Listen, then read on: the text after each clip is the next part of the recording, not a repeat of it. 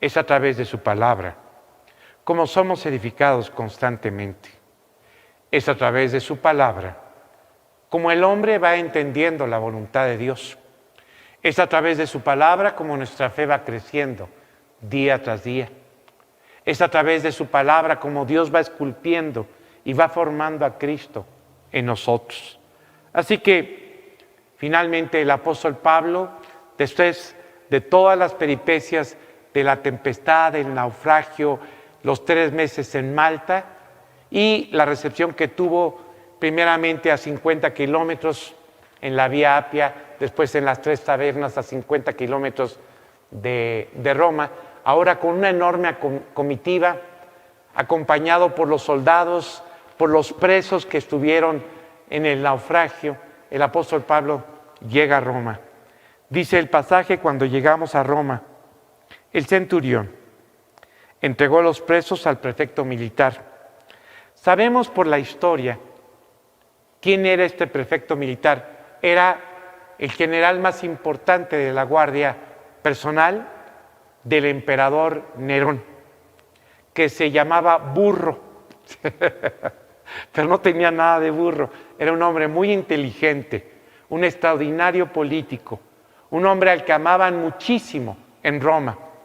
Él, junto con Séneca, se dedicaron a la educación de Nerón y hasta donde pudieron lo guardaron de todas sus inclinaciones equivocadas, hasta que finalmente Nerón cambió de una manera radical, a tal grado que a su instructor, a su tutor llamado Séneca, lo obligó a quitarse la vida, al hermano de Galión, que mencionamos en el capítulo 18 del libro de Hechos. Así que esta residencia militar, a la que los historiadores llaman la fábrica de los Césares, porque ahí se formaban a los emperadores, ahí se hacía el trabajo de prepararlos para que fueran lo que tenían que ser para un imperio como el Imperio Romano. Así que Pablo es entregado en manos del prefecto militar, pero con un reporte que traía Julio, el centurión. Primeramente, el reporte de las 4 autoridades que habían juzgado a Pablo: Claudio Lisias, Félix, Festo, el complementario de Agripa, y en este reporte Pablo no era culpable de nada. Solamente se vieron obligados a enviarlo porque Pablo, temiendo por su vida, lo cual era cierto, apeló a César. De esta forma se entrega este reporte y sin duda alguna Julio comparte con este general llamado Burro, comparte la experiencia maravillosa que había sido toda la navegación, el naufragio, finalmente el estancia en la isla de Malta, y cómo había sido una enorme bendición para todos este hombre llamado Saulo, a tal grado que en lugar de ser tratado como todos los presos que iban en este viaje a Roma, se le hizo una consideración especial que se menciona en este versículo. Cuando llegamos a Roma, el centurión entregó los presos al prefecto militar. Versículo 16. Pero a Pablo se le permitió vivir aparte, con un soldado que le custodiase. ¿Qué significaba esto? Que Pablo iba a estar en una casa alquilada durante un espacio de 2 años, que es el tiempo con el que termina el libro de Hechos. Tenía un soldado de la guardia pretoriana, el cual le cambiaban cada 4 horas. Así que Pablo tenía a 6 soldados de la guardia pretoriana durante las 24 horas del día en esta casa donde él vivió. Es evidente que no era un lugar pequeño. ¿Y cómo sabemos esto? Por las cosas que ocurrieron. Pablo, dice la Escritura, con sus amigos Aristarco, con su amigo Lucas, y seguramente acompañados por algunos de los creyentes que vivían en Roma, los cuales mencionamos la semana pasada en esa carta a los romanos. Se nos da una lista de maravillosos creyentes que radicaban en Roma. Se nos dice que estos 3 días Pablo estuvo compartiendo con ellos, animándolos y seguramente animándose y alentándose para seguir adelante en el plan que Dios tenía para sus vidas. A los 3 días, dice el versículo 17, aconteció que 3 días después, Pablo convocó a los principales de los judíos, a los cuales, luego de que estuvieron reunidos, les dijo. En ese momento Pablo va a empezar a describir la razón por la que se encuentra en Roma. Es muy importante que aprendamos los grandes principios que Dios nos muestra a través de la gracia y la sabiduría que Dios le dio al apóstol Pablo.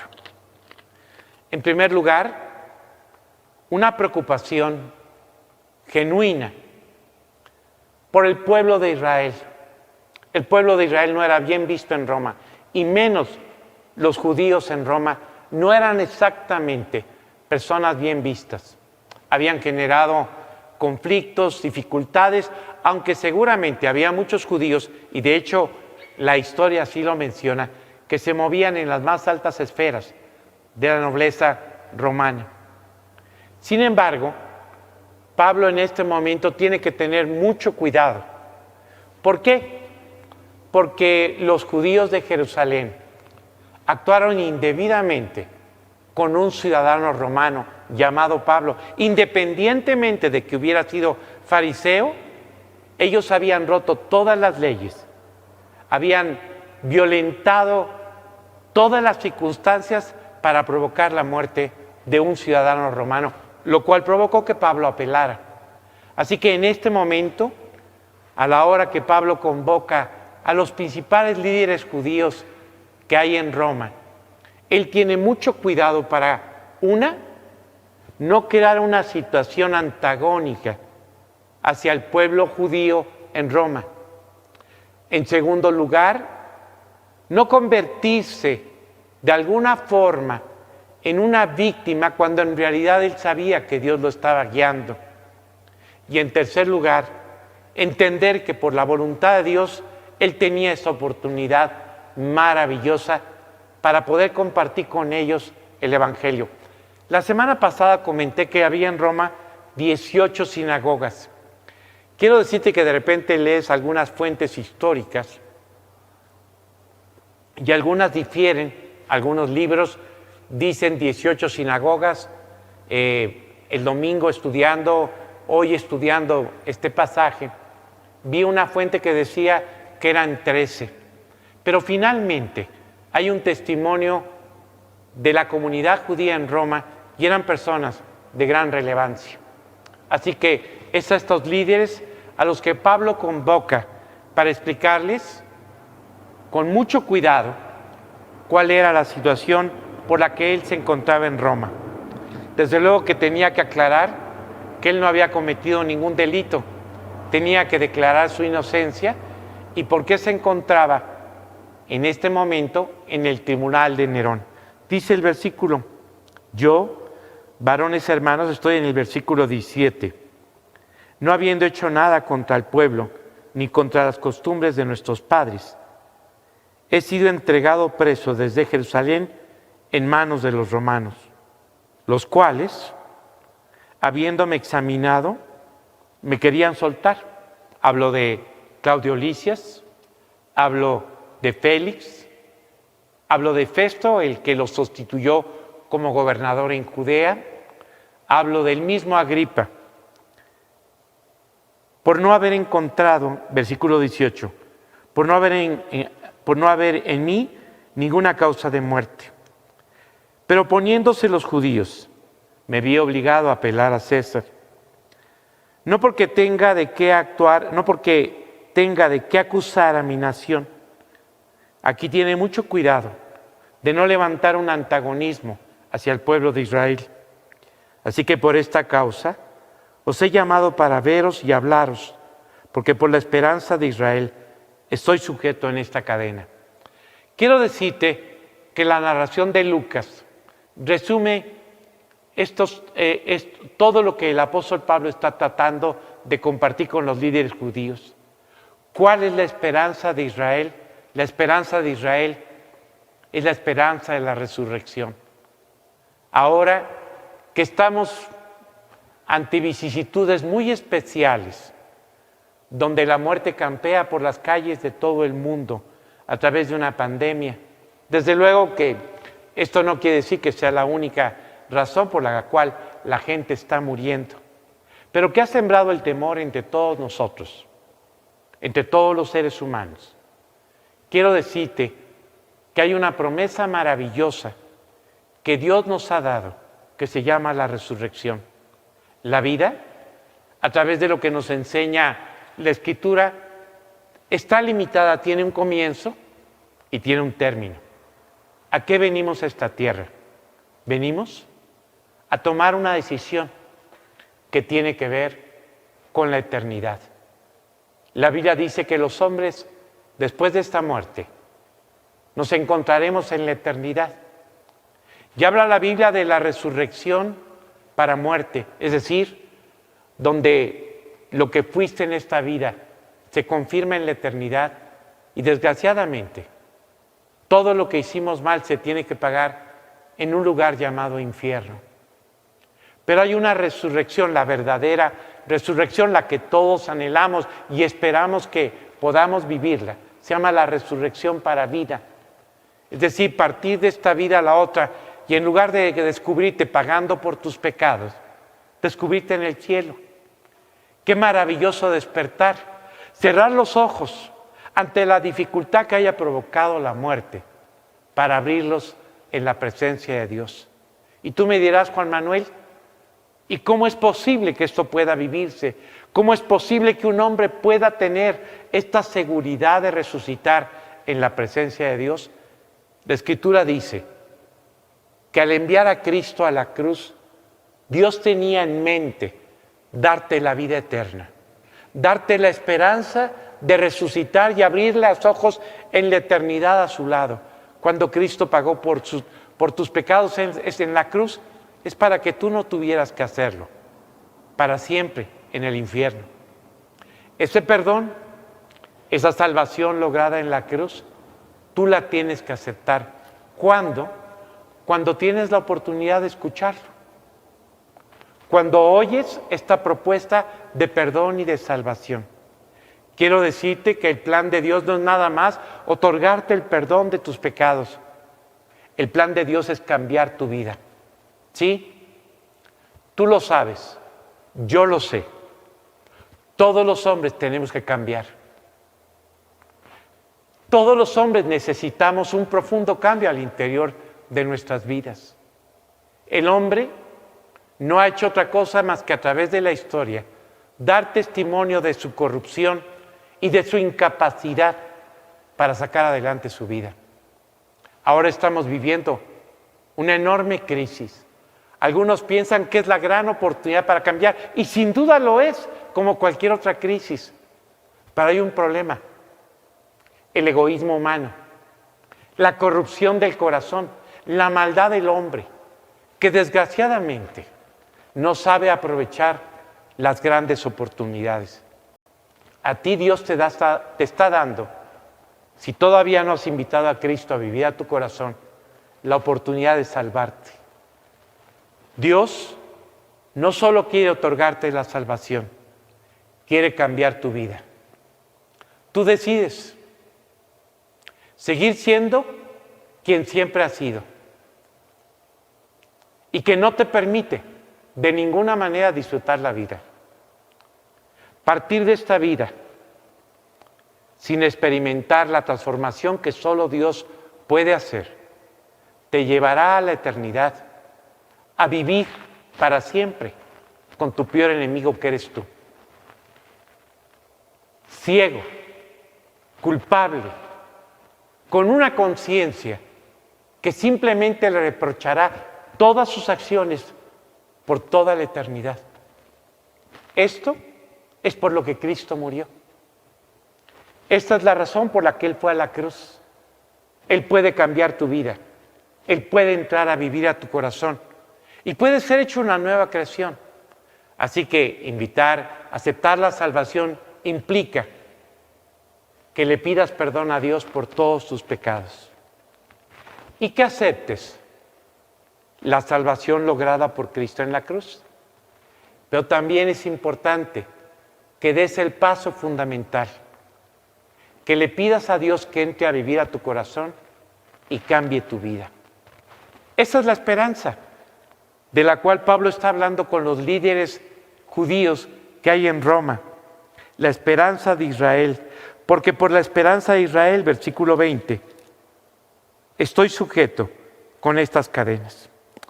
Entonces ellos le dijeron, nosotros ni hemos recibido carta de Judea, cartas acerca de ti, ni ha venido alguno de los hermanos que haya denunciado o hablado mal, algún mal de ti. Pero querríamos oír de ti lo que piensas, porque de esta secta ellos veían a los judíos que habían aceptado a Cristo como el Mesías, como una secta del judaísmo, como una rama que se había extendido en el judaísmo. Nos es notorio que en todas partes se habla contra ella. Qué curioso. En lugar de tener buenos reportes, lo que tienen son reportes equivocados de personas que solamente han difamado lo que verdaderamente es la relación con Jesús, que el hecho de que Él haya sido el Mesías y lo haya probado con su resurrección, le había dado la oportunidad a muchísimas personas de volver a nacer y de transformar sus vidas. Los testimonios llenaban el imperio romano de personas transformadas por Cristo, de hombres a quien Dios les había cambiado el corazón, de verdaderos lastres de la sociedad a convertirse en aportaciones maravillosas para sus propias vidas, familias y para toda la gente que los rodeaba. Así que quiero decirte, no sé qué hayas escuchado del cristianismo, pero en realidad no hay nada más maravilloso que tener a Cristo en el corazón. En segundo lugar, quiero decirte que no es una secta, ni es una religión. Es una relación personal que tú aceptas establecer con Dios. Y esto es exactamente lo que el apóstol Pablo va a tratar de enseñarles a todos estos líderes judíos que viven en Roma. Así que, habiendo señalado en el versículo 23, habiéndole señalado un día, vinieron a él muchos a la posada, a los cuales les declaraba y les testificaba el reino de Dios, desde la mañana hasta la tarde, persuadiéndoles acerca de Jesús, tanto por la ley de Moisés como por los profetas.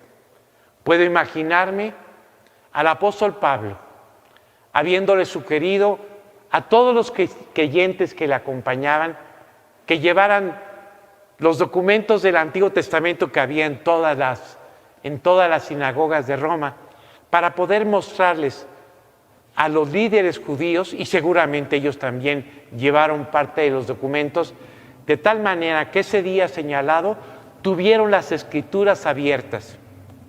No hay nada más hermoso que el hombre pueda experimentar. Recuerdo la oportunidad cuando a mí me hablaron de Jesucristo. Me acuerdo perfectamente del estudio de aquel hombre en la oficina donde este hombre nos empezó a compartir el Evangelio. Iba yo con 5 amigos más y estábamos sentados, yo estaba sentado en uno de los extremos del escritorio de este hombre. Le hacíamos preguntas y él tomaba la Biblia, buscaba el versículo que respondía a la pregunta y me acuerdo que me daba el texto para que yo lo leyera en voz alta y lo pudieran escuchar todos mis amigos. No creo que haya una experiencia igual en la vida que empezar a leer con tus propios ojos las promesas, las maravillas del reino de Dios que Pablo trataba de presentarle a todos los judíos que le acompañaban. El reino de Dios, un reino donde Dios gobierna, sí, la Biblia habla de este reino de Dios. En alguna ocasión hablando con un individuo llamado Nicodemo. le dijo que para poder entrar a este reino había que volver a nacer.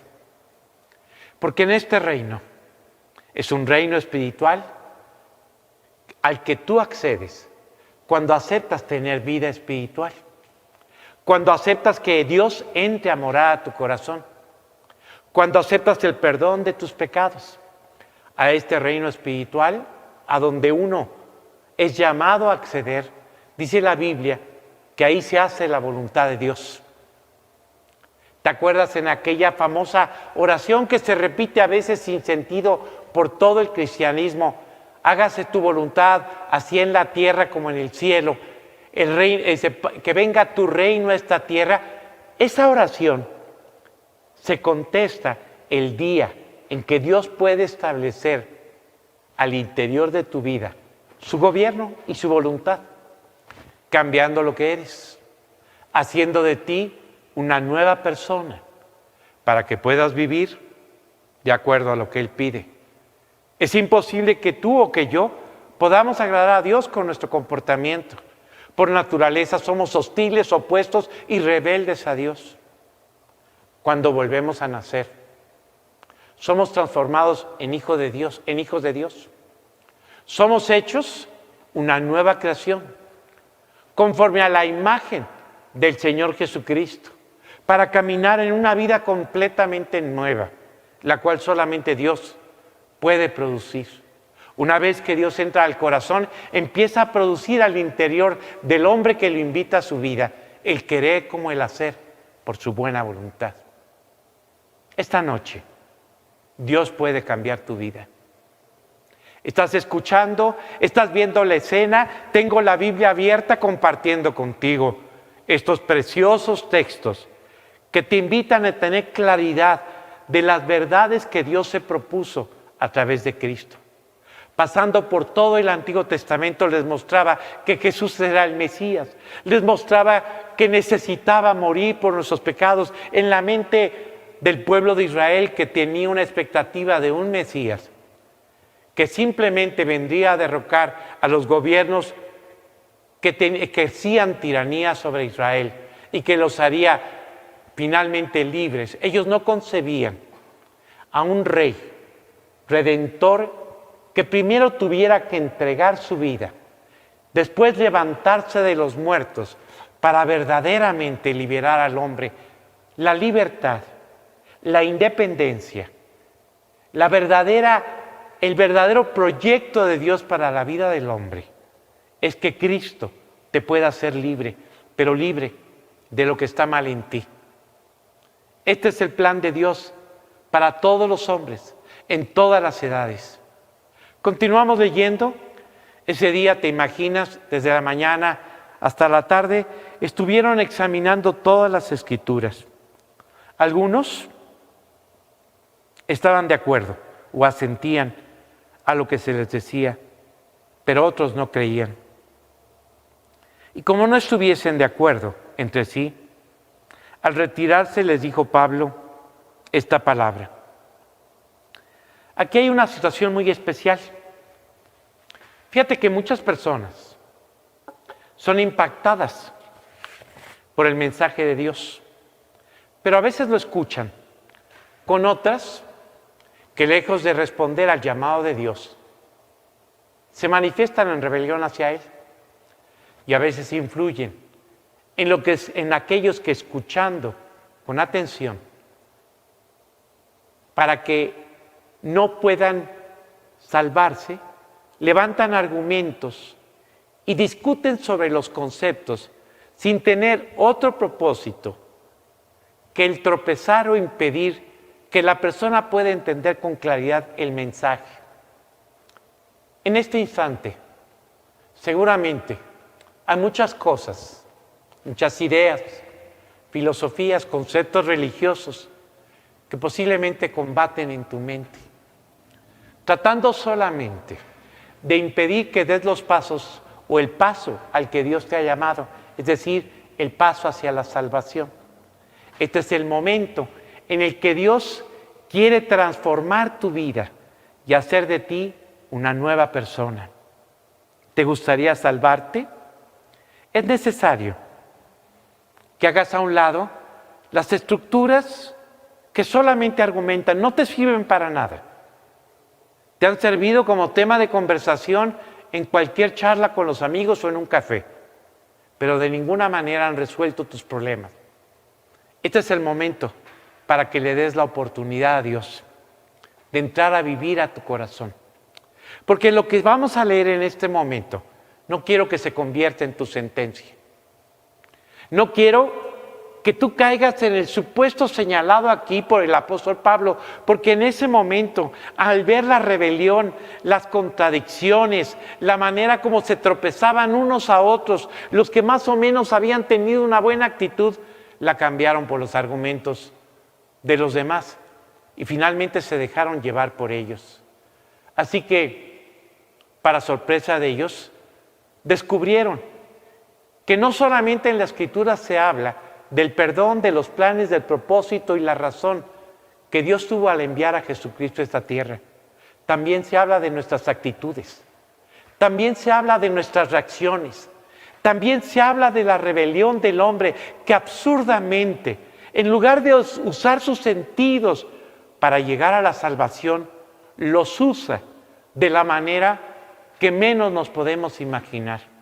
A la hora que Dios nos llama a abrir nuestros oídos para que el mensaje que tanto requiere en nuestra vida lo podamos escuchar con atención, los podemos cerrar.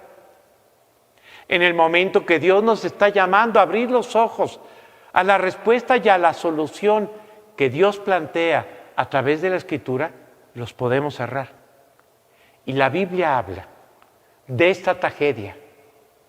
Cuando los hombres, en lugar de usar todos los sentidos, la inteligencia, la voluntad y finalmente la capacidad para decidir a favor de su propia alma, a favor de su perdón y a favor de esta propuesta maravillosa, ¿qué vas a hacer en el futuro? ¿Vas a seguir caminando solo? ¿En la soledad que está creando todas las circunstancias que estamos viviendo?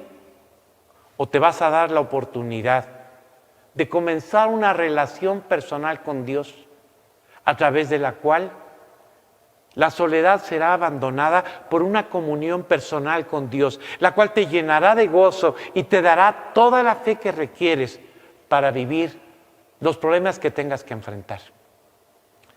Cuando el apóstol Pablo ve esta reacción en estos líderes judíos, a quienes Dios quería que en primer lugar escucharan el mensaje de salvación. Ellos habían sido los administradores por siglos de la revelación de Dios. Ellos tenían las sagradas escrituras en cada una de sus sinagogas y las enseñaban lo más que se podía. Por lo menos se leían cada sábado en todas las sinagogas. El apóstol Pablo abre el libro del profeta Isaías y les lee el versículo 25, que dice así: y como no estuviesen de acuerdo entre sí, al retirarse les dijo Pablo esta palabra: bien habló el Espíritu Santo por medio del profeta Isaías a nuestros padres diciendo. Quiero decirte algo muy importante. La Biblia no es una obra humana, es la palabra de Dios. Es la palabra que Dios ha inspirado, palabra por palabra, para que tú sepas lo que Él piensa, para que tú entiendas lo que tienes que entender, para que comprendas lo que Él ha planeado, especialmente lo que se propuso a través de Cristo. La palabra de Dios es verdad en todas sus páginas. La palabra de Dios es la manera como Dios se acerca al corazón del hombre para transformarlo. Quiero decirte que la palabra de Dios no solamente instruye, aclara, intenta abrir nuestros ojos y nuestros oídos, sino que también, cuando decides aceptarla, produce la fe que tú requieres. Esta palabra inspirada por Dios, en el momento que tú decides creerla, el mismo Espíritu Santo que inspiró cada palabra de la Escritura se convierte en el conducto por el cual Dios hace la realidad de Cristo en nuestros corazones. El Espíritu Santo toma la palabra que tú le tomas a Dios y la convierte en una maravillosa realidad en tu experiencia personal. Así que, por favor, no sigas el ejemplo de estos líderes que, cegados por su propio orgullo, que cegados por todos sus argumentos, cumplieron de manera dramática y muy triste lo que el profeta Isaías habló en cuanto a la reacción del pueblo de Israel y de todos los que rechazan la propuesta de amor de Dios hacia nosotros. Fíjate lo que dice. Bien habló el profeta Isaías, bien habló el Espíritu Santo por medio del profeta Isaías a nuestros padres diciendo: ve a este pueblo y diles, de oído oiréis y no entenderéis, y viendo veréis y no percibiréis. Escuchando, no se darían la oportunidad de entender. ¿Cómo? No entiendo, Juan Manuel. ¿Sí? Cuando tú escuchas la palabra de Dios, apela a tu razonamiento. En este momento, Dios quiere que entiendas que hay una eternidad que a todos nos está esperando. Dios quiere que entiendas que Él es justo y que no va a pasar por alto lo que has hecho mal, pero te ama. Y por amor a ti, envió a su Hijo Jesucristo a lograr tu perdón, mi perdón y nuestra salvación. Lo que tú tendrías que pagar en la eternidad y de lo cual tu conciencia te hace culpable cada vez que se manifiesta, la Biblia dice que Cristo recibió el castigo para que tú no lo tengas que experimentar en el infierno. La culpa de todos sus errores puede ser quitada esta noche si tú decides apropiar la salvación y hacerla tuya. Dice el versículo: viendo no veréis ni percibiréis.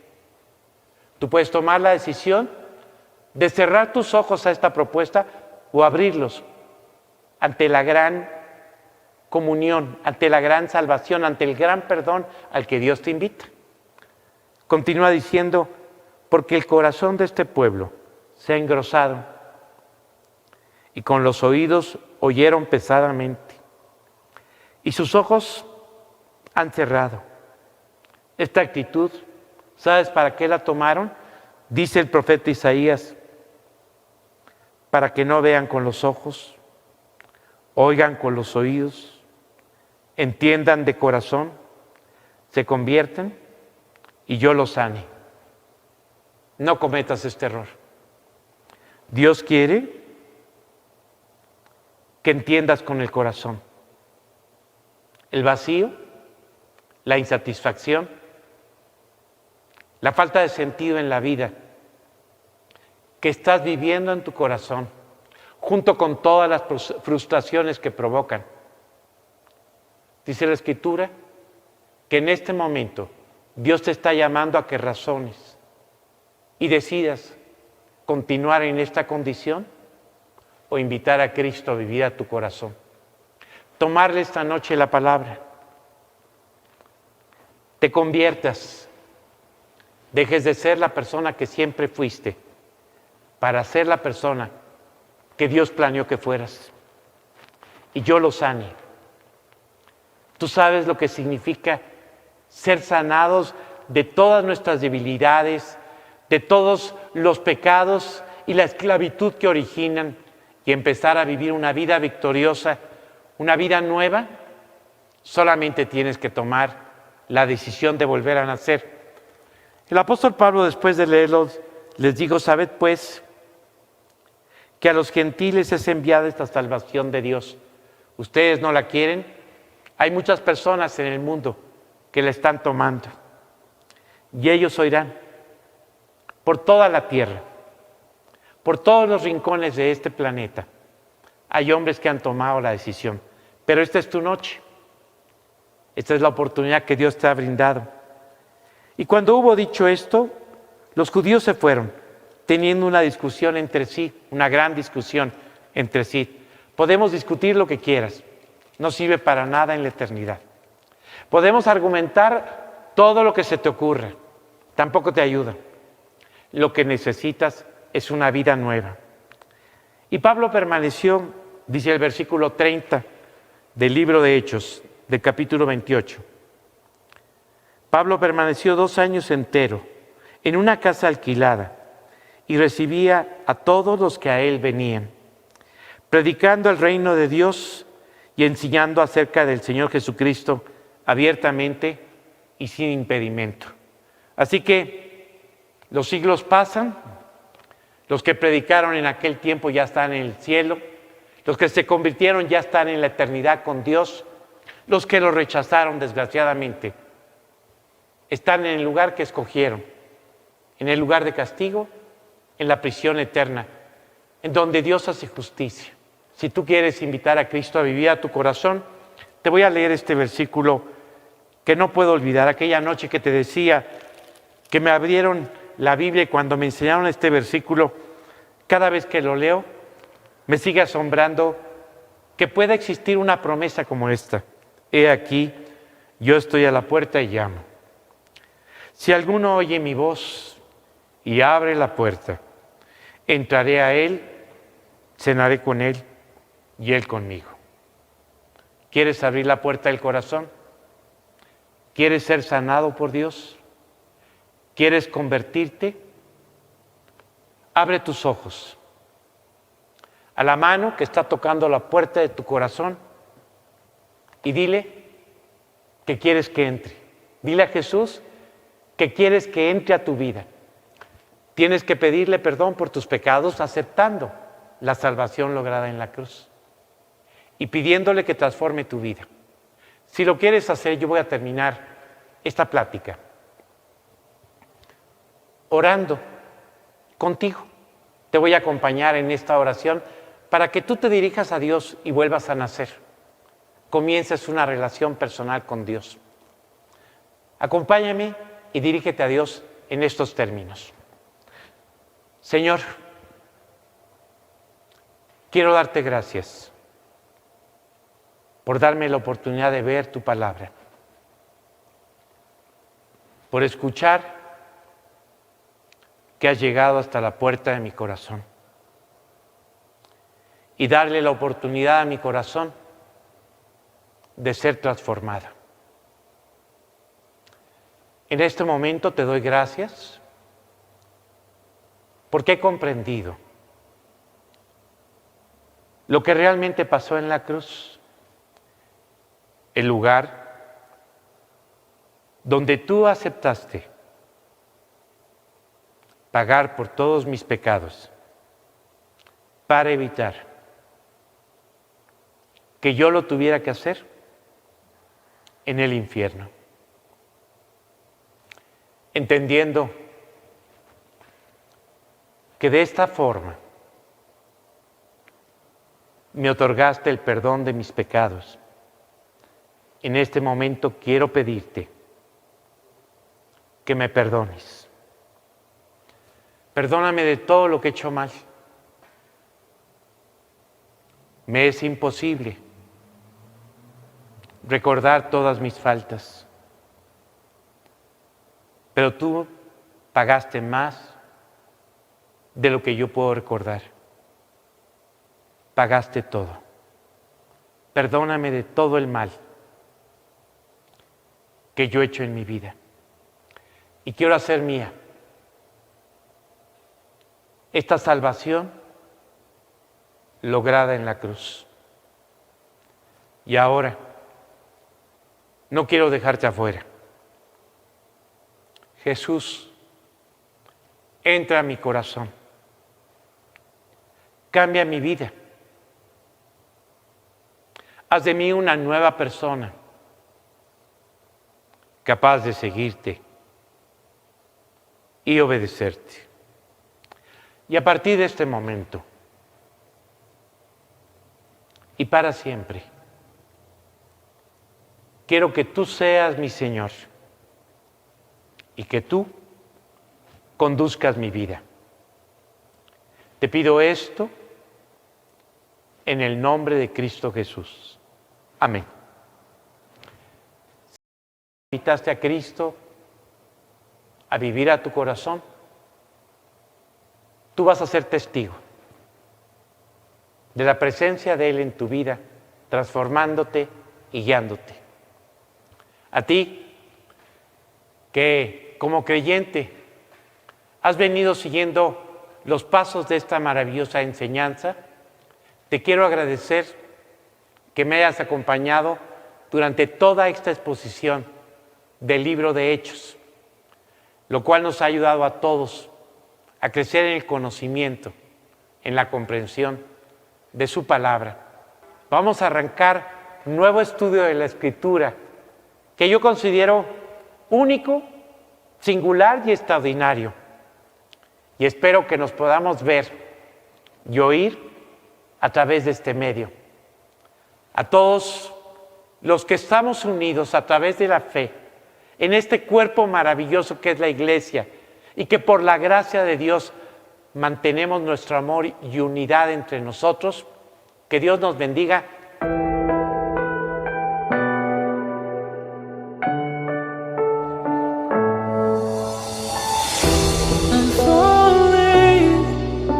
Tell me why I'm falling. Oh, life's